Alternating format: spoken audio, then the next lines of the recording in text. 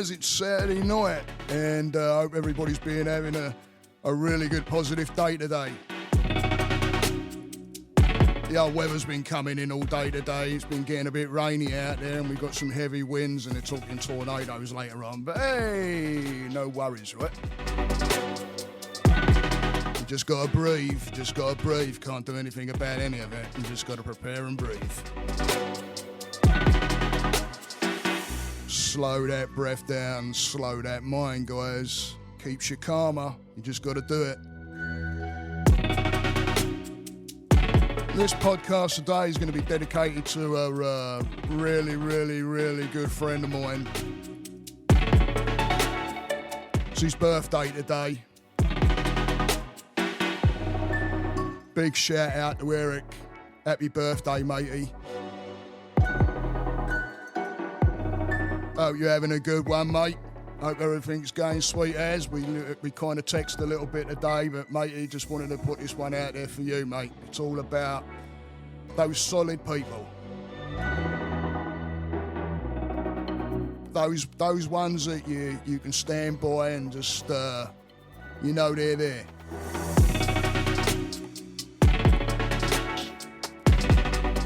So this one goes out to Eric. And all those others around me that do me that solid too.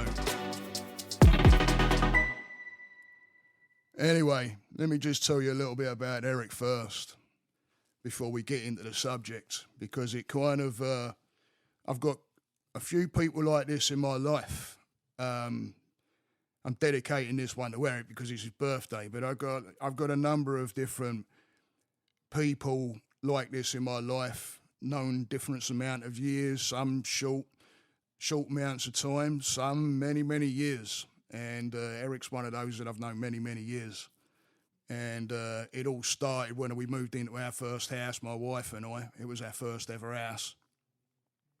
And we moved into this neighbourhood, and it was a nice little neighbourhood. And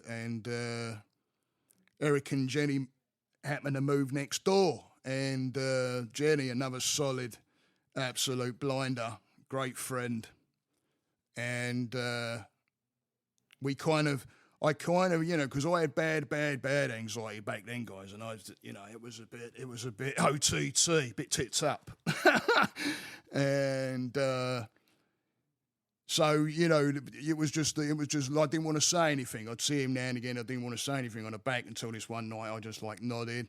He said, what's up? And we spoke, and then it went to Halloween. I'm rushing through this a little bit. But it went to Halloween, and then he rolled out a big old roll of firecrackers, set them all off, said, can I light this? Boom, yeah. And that was it. And then it came to when I ended up in hospital, busted my leg. I had a little bit of a landscaping game going, and it actually got kind of busy at one point where I was cutting grasses and doing hedge trimming and a bit of tree trimming here and there, nothing major, just low branches and lifting and stuff. But something come out from the bottom of my mower, hit me in the shin, did a compound fracture on my shin, and I actually had a hole in the back of my leg and all, and I don't even know what happened there, but it chipped my shin. So I ended up nearly going into surgery, which is that's a whole different podcast right there, guys, blimey. They wouldn't actually release the surgeon because I hadn't seen the doctor. So thank God for the freaking doctor that was actually on staff there that day, because, man, you want to talk about doing a solid. I've never forgot that guy, and I've never forgot the damn orthopedic that got me through the rest of it after that as well, blimey. But yeah, Eric's, when I busted my leg, Eric, living next door, he's a bloody ice cream addict, I tell you. Can't blame me. He'd always turn up on my front door with a bleeding tub of ice cream. A tub, not a bowl, the tub.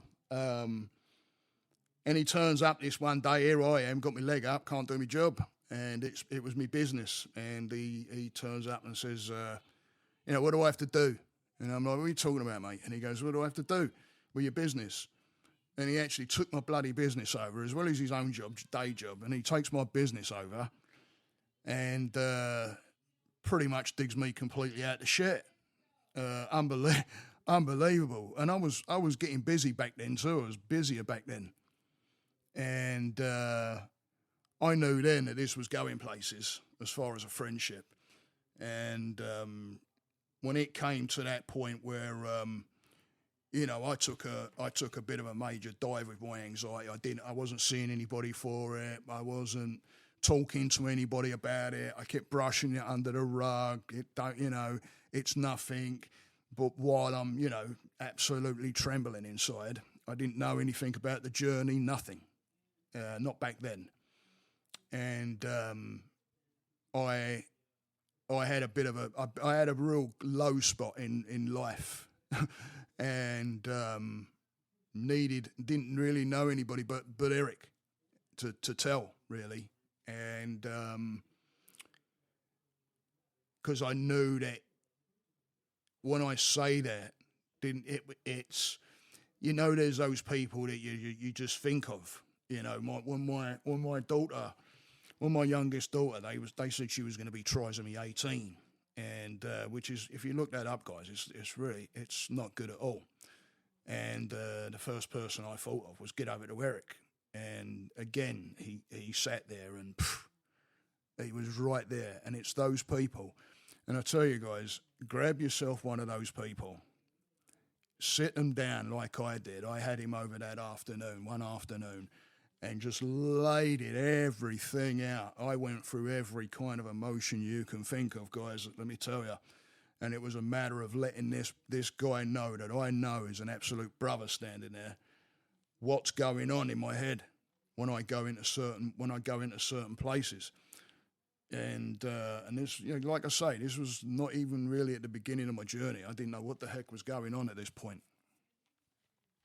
And I may have just been getting into therapy, maybe. I may have just met my therapist, Judith, but I'm not sure. I can't remember. It was a while back. Thank God not there now. This is where I learnt the journey. This is when the journey started. But he's been there on that journey, and whenever I've had successes, and I've got a hold of him, it's always, wow, that's awesome. And I've got many mates out there like that. My mate Dave in England is another one, Paul and Tim and Steve, and I've got many, Cam, 30-year-old Grom, Martin, there's tons, Turi, and some of these, I've known a long time, many years, and some not so long. But been there, and then there's those ones you talk to. Simon is another one that just came to mind. There's those that keep in contact as well, and let me tell you, if you get yourself someone like that and you can lay it out there and you can let that person know that what's going on, and they've got you and they know. My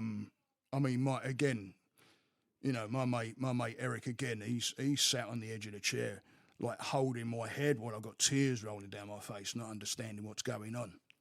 And if you've got someone like that, right, the one that turns up on the doorstep, which he's also done that too.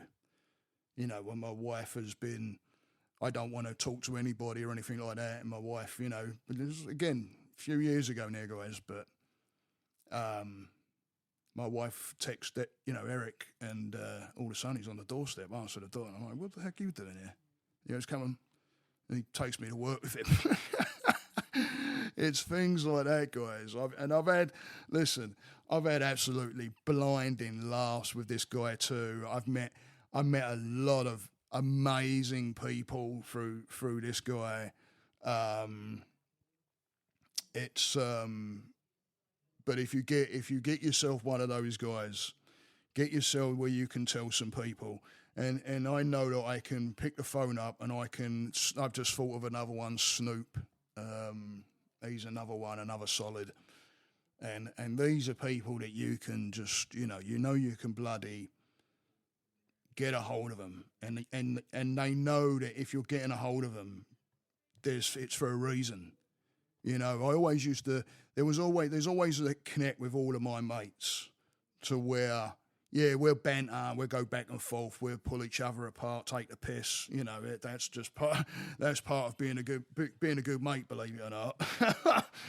but then when it comes to seriousness, and then you can be like, hey, need to talk. Boom, you know what? You know that person. You know that person's like on. And you know, I've had that with many of my mates, and I've done, you know, back and forth. By the way, you know, they've given me the call and like, hey, shit, and it's like, oh, what's going on? And you know, but remember to turn your ears on, guys, too, yeah, because it works both ways, right? You know, that's solid. It goes both ways. So you know, when you've got when you can sit down with that person and tell them what's going on in your head, because there's a lot of people sitting out there, I know, and they think they've told people what's going on, and these people really don't understand what's going on. They don't understand the depths of some of this shit, where it goes, because we don't act that certain way, and we can cover things up, we can wear many masks, we can go quiet all of a sudden and say, oh no, that's just, you know, and back it up with just a bunch of bullshit, just to cover up our fears and shit, guys, right? So, you know, it works both ways.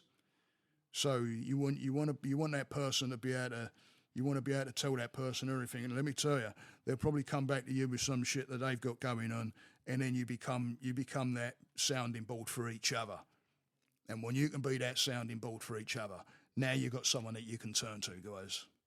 Because sometimes when it comes in and that frigging shit starts hitting the fan, wherever it may be, you know, yeah, keep in with your therapy, keep in with, you know, your life coach, whatever, right? Keep in with somebody and keep going to that regularly and getting your mind sorted out. Even if you're just going in for tune-ups, guys. Yeah, I do tune-ups. Yeah, and it's, you know, it's just going in and getting yourself tuned up a little bit. It's like tuning up your car, right? And there's nothing wrong with it. There's nothing wrong with doing that. It helps. It helps, even if it's to just be able to get shit off your chest and be able to talk to somebody because you don't feel heard any other way. So, you know, but if you've got a mate that you can do that with too, or a partner you can do that with too, you know, sometimes I don't want to just dump it on my missus. I don't want my kids to see it, my girls to see it. They do. They see enough of it already sometimes, you know. Every now and again, I'm not perfect, not by a long shot. So, you know, when you can stretch out and say, shit, I'm having a bit of a shit day, and they know what that means, they know where that goes, you know, they can kind of start taking a bit of action with it and know what to say and know how to support, because some of us, all we want to hear is, yeah, I hear you, I love you, I care about you. That's what we want to hear. We don't want to fix it. We just want to hear that someone's there and loves us and cares about us. And it goes down a long way, guys. You don't have to understand what it is, but just listen. It's just like Eric. I said to him and Jenny, I said to them, I said, yeah, listen, I'm not expecting you to understand any of it. But you know what? Both of them were in freaking tears, just sitting there, and you knew that they were with you. And that's all you need. That's all you need. So, anyway, sorry to bring it down, but I wanted to get a point across, and I started feeling a little bit like, yeah, that needs to be told. And hang on a minute, seeing it as his birthday. Oi, oi, here we go. To you, happy birthday, dear Eric. Happy birthday to you. That's enough of that. Happy birthday, matey. Hope you have a good one. And anyway, let's get. I'm going to shut this podcast down, and I hope everybody takes that to heart and is able to go and talk to that one person and tell everybody what they need to tell them, just so that they know. Just so that they know. Even if you go a little quiet, yeah, and then they know. So anyway, thanks for listening, guys. I really appreciate you guys listening. Take this out with a little bit of a kind of a relaxing mooder.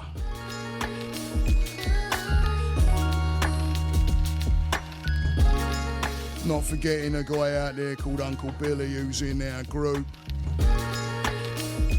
He's had a little bit of a tough one facing the mine today. Saying goodbye to one of his family members, his mum. So big shout out to Uncle Billy. Positive vibes out there for him, yeah.